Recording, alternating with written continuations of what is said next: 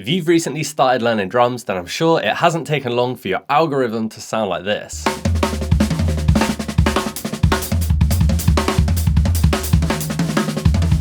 But as sick as this style of drumming sounds, it can be hard to know where to start. That is, until now, my friend, because today I'm going to take you through the first steps that you need to take to start ripping with linear chops on the drums. And by the way, if you want to go deeper on fill phrasing and linear chops, then I'd recommend checking out my One Rudiment Endless Phrases Challenge over on Drum Hub. Each day of this completely free 7-day challenge, you'll learn to turn a 6-stroke roll into a different musical phrase, which includes linear chops. So I'll put a link in the video description if you want to check that out. So first thing, what does linear drumming actually mean? Well, the Wikipedia definition is linear drumming is a drum kit playing style in which no drum, cymbal, or other drum component hits simultaneously, in which no drum, cymbal, or other drum component hits simultaneously, which sounds kind of confusing. So my much more simple definition is hand and foot combinations where you don't hit 2 drums at the same time. So a feel like this wouldn't be linear because you're hitting your right hand and your kick at the same time on the downbeats, whereas a feel like this would be linear because I'm swapping between my hands and my foot. So to get started, you're going to learn 2 of the most classic linear patterns that you'd hear all of your favorite drummers playing, and later on in the lesson, I'll also show you a way of adding even more depth into your fills. So the first pattern we're going to look at is a group of 3, which is just right, left, kick. That's the whole phrase. So first thing I'd recommend doing is just have a go at playing this on the snare drum with no concern for subdivision or really what tempo you're playing at. You literally just want to get used to right, left, kick, playing it at any speed.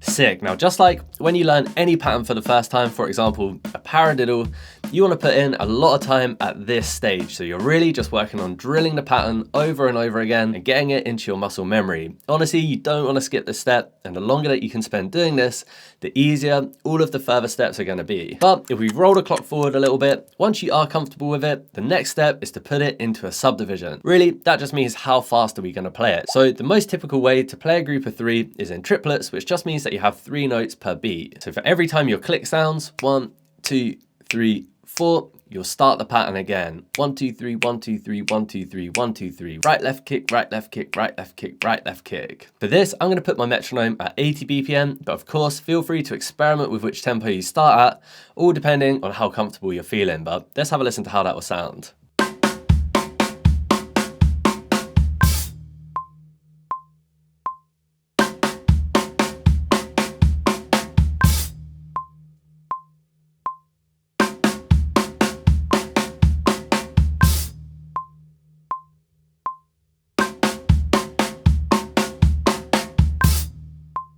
Smashed it. And again, you want to put a lot of time into this and make sure you're feeling really comfortable before you start to push it further. But once it is feeling good, the next challenge is just simply to start to move that pattern around the drums. Now, you can experiment with keeping your hands together. You can experiment with splitting them up. Really, it's completely up to you where you want to move your notes. But the most important thing is just to try stuff out and don't get too hung up at first on how musical it actually sounds. It's just going to take a bit of time to get the pattern into your muscle memory. And then the next step is to practice going from a groove into your fills. So you can play any groove that you're comfortable with. It's completely up to you. You also, in your practice time, might want to have a go at sometimes playing 1 bar of groove, 1 bar of fill, and then also playing 3 bars of groove and then 1 bar of fill. These are just really good ways of checking you've got the control to go into the fill whenever you choose to. So to start, let's have a listen to how it'd sound doing 1 bar of each.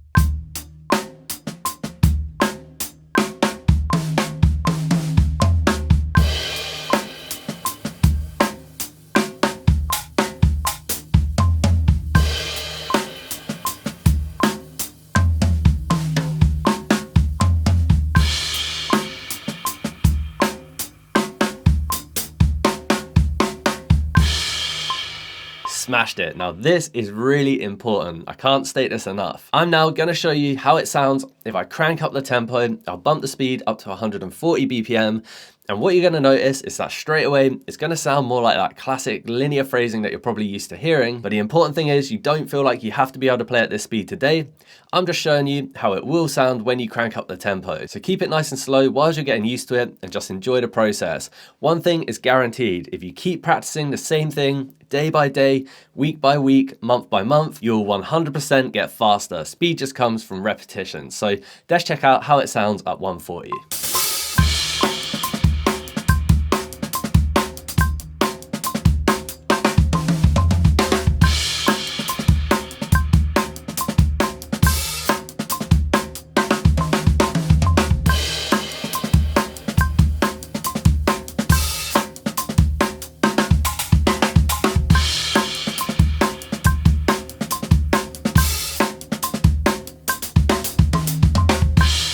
Come on, mate. And you can check out tunes like Led Zeppelin, Dazed and Confused if you want to hear an example of that right-left kick fill in a musical setting. We're going to do more with groups of 3 later on in the lesson, but now let's move on to another pattern which is equally common. This time we're going to focus on a group of 4, and the pattern we're going to play is right, left, kick, kick. So this one, in my opinion, feels a little bit more difficult at first to get used to because you're playing those 2 kicks in a row. So you really want to focus on playing it slow and making sure that all of your notes are even in terms of the spacing and in terms of the volume. So again, just give it a try on the snare drum. Don't worry about playing with a metronome or what subdivision you're playing in. Simply just have a go at looping the pattern.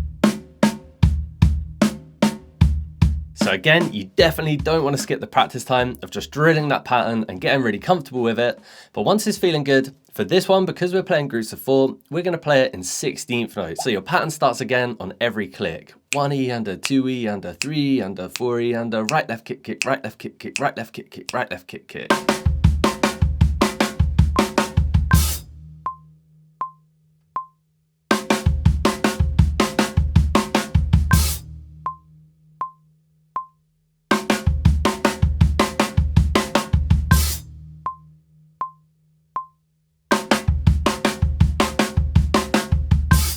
Yes, mate. Now you might have noticed with this pattern that it finishes with 2 kicks, which means if you're trying to hit a crash on beat 1 of the bar, you end up playing 3 kicks in a row, which is actually really difficult. But the important thing here is that we play patterns that actually sound good, rather than we're really rigid about the fact it has to stay the same all the way through. And trust me, when you speed it up, hitting your crash on beat 1 is always going to sound better, played clean, than trying to force out 3 kicks in a row and then sounding sketchy. So what we're going to have a go at is replacing the last beat of the bar with a right, left, right, left. This is going to make it so much easier to get back into your groove again and hit your crash.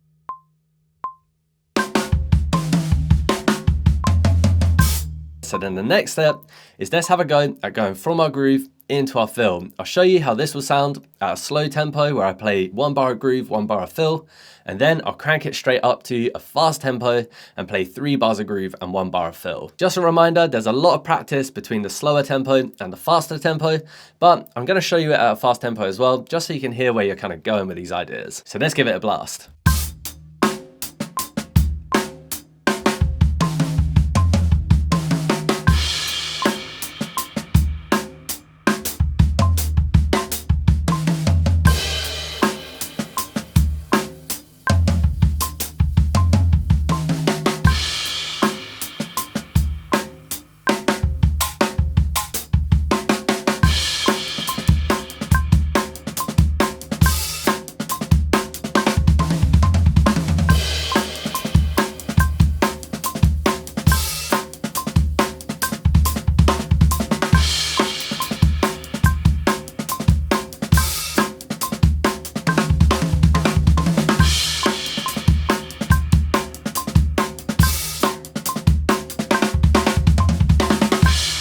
Too good. Already, you can hear how we're getting so much closer to that classic kind of linear chop feel. But now, we're going to push it even further and start to combine the groups of 3 that we learned at the beginning of the lesson with the groups of 4 that you just learned.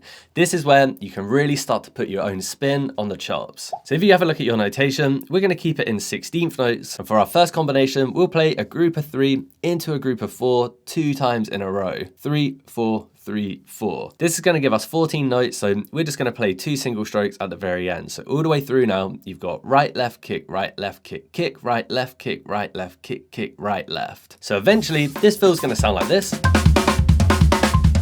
But the important thing to remember is that to get there, you want to start off by playing it really slow. So as technical as it sounds, just bear in mind that you already know how to play right, left, kick. You already know how to play right, left, kick, kick. So now it's just a case of keeping track of the order of the different groups.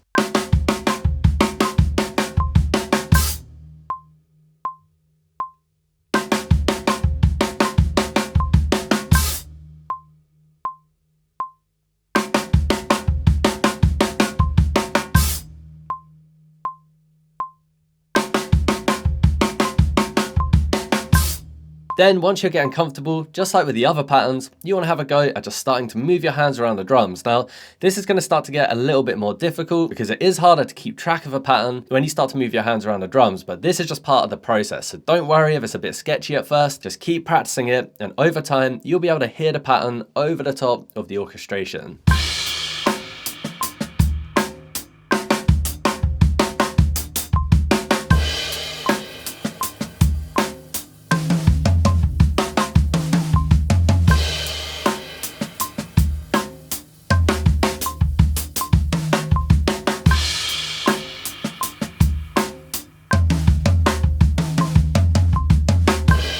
Yes, a completely different feeling from just right, left, kick or just right, left, kick, kick. All of a sudden, we've got a much more complex sounding pattern, even though you didn't actually have to learn anything new. And with a bit of practice, you can crank it up so it sounds more like this.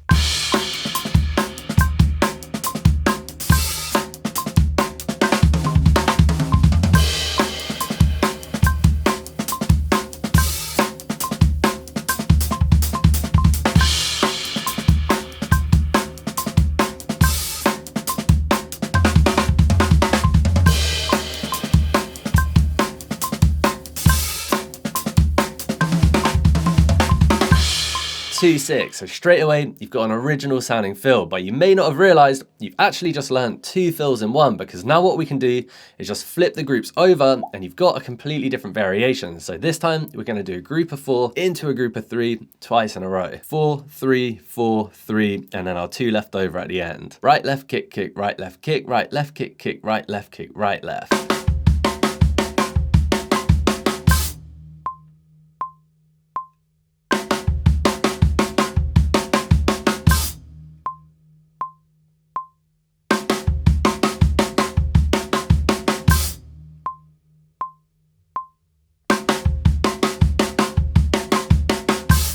Smash that. So it's going to feel weird at first, it's going to take a lot of brain power, but over time, moving these groups of 3s and 4s around will become second nature. And once you put in a decent amount of practice, you'll be able to start to crank up your tempo and sound something like this.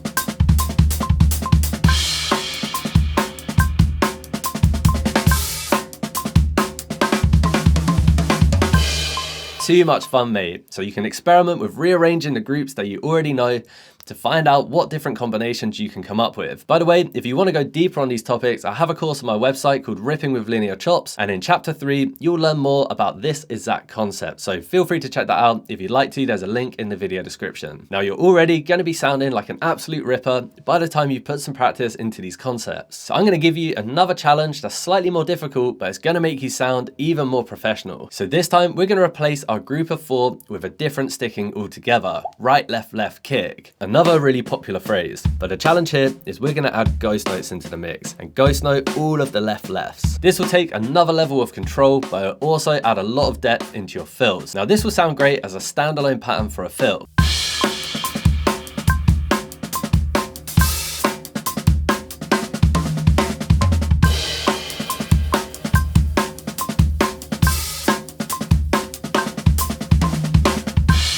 But what you're going to have a go at today is replacing your right left kick kick with right left left kick in your combination fills. So for our first combination, now you've got 3 4 3 4 2, which is right left kick, right left left kick, right left kick, right left left kick, right left.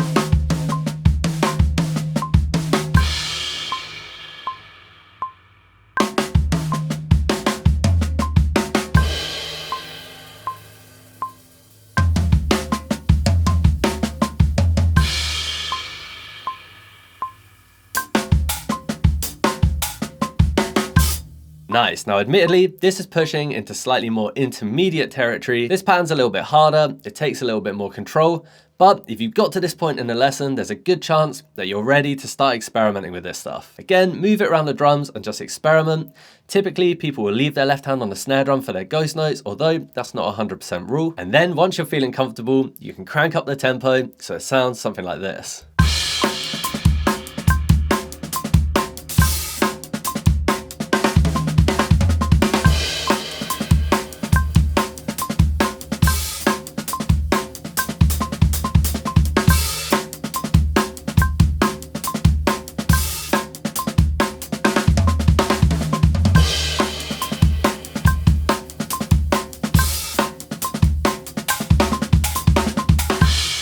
Come on, mate. Now I'm guessing that sound is closer to what you've heard other drummers playing on Instagram or TikTok or YouTube or wherever you watch videos of your favorite drummers. And the one key difference is honestly dynamics, just getting a bit more of a mixture of accents and ghost notes into the mix. If we take the same approach into our second combination, this time you're going to play 4-3-4-3-2. Right, left, left kick, right, left kick, right, left, left kick, right, left kick, right, left.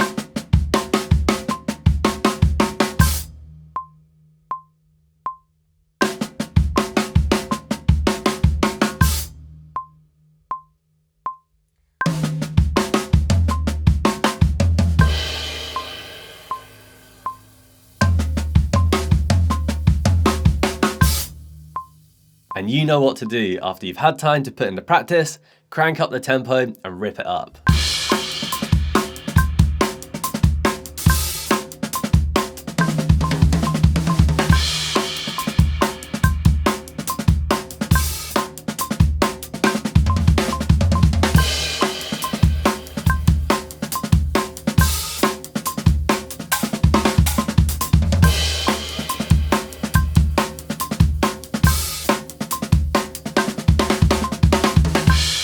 Absolutely killed it, mate. Honestly, if you practice all of the concepts that we talked about today, you're going to be absolutely shredding with linear chops. It's worth stating again that to get up to those fast tempos, it's going to take a lot of practice, but the most important thing is that you understand the concepts and you practice them slow to get them into your muscle memory, and then just experiment and have fun and enjoy the process. If you're absolutely dying to learn even more ways of applying linear phrases, I'd recommend checking out this video here. And if you'd like to get a bit of a taste of what learning drums with me on my website feels like, I'd recommend checking out my completely free mini course, the One Rudiment Endless Phrases Challenge. It comes with 8 video lessons, downloadable notation, and a downloadable backing track. So I know you'll get loads of value out of it. And whatever you decide to watch next, I'll catch you over there.